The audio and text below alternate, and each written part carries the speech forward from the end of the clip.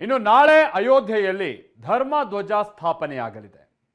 ಪ್ರಧಾನಿ ನರೇಂದ್ರ ಮೋದಿ ಧ್ವಜಾರೋಹಣ ಮಾಡಲಿದ್ದು ಇಡೀ ಅಯೋಧ್ಯೆಯೇ ಮಧುವಣಗಿತ್ತಿಯಂತೆ ಸಿಂಗಾರವಾಗಿದೆ. ಸಕಲ ಭದ್ರತೆಯನ್ನು ಕೈಗೊಳ್ಳಲಾಗಿದ್ದು ಐತಿಹಾಸಿಕ ಕ್ಷಣಕ್ಕೆ ನಾಳೆ ಅಯೋಧ್ಯೆ ಮತ್ತೊಮ್ಮೆ ಸಾಕ್ಷಿಯಾಗಲಿದೆ.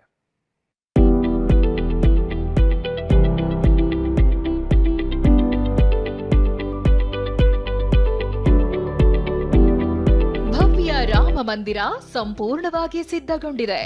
2024 ಜನವರಿ 22ರಂದು ಪ್ರಧಾನಿ ನರೇಂದ್ರ ಮೋದಿ ರಾಮ ಮಂದಿರ ದೇಗುಲ ಉದ್ಘಾಟನೆ ಮಾಡಿದ್ರು. ಆದ್ರೆ ದೇವಾಲಯ ಸಂಪೂರ್ಣವಾಗಿ ಪೂರ್ಣಗೊಂಡಿರಲಿಲ್ಲ.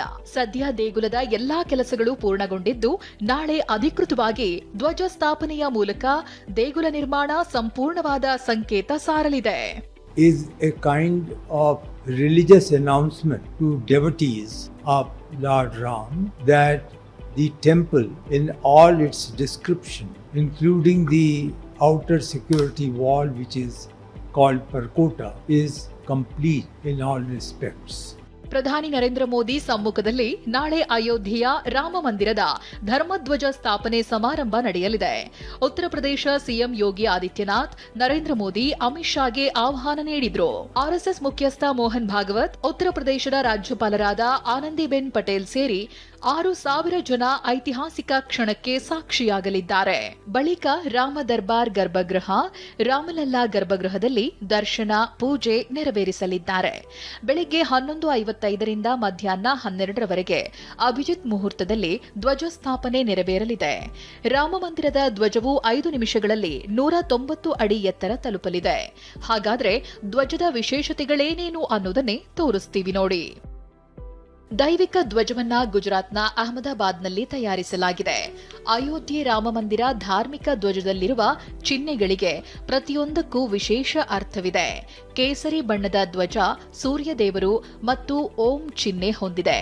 ಧಾರ್ಮಿಕ ಮಹತ್ವವುಳ್ಳ ಕೋವಿದರ ಮರದ ಚಿತ್ರವನ್ನ ಸಹ ಧ್ವಜದ ಮೇಲೆ ಚಿತ್ರಿಸಲಾಗಿದೆ.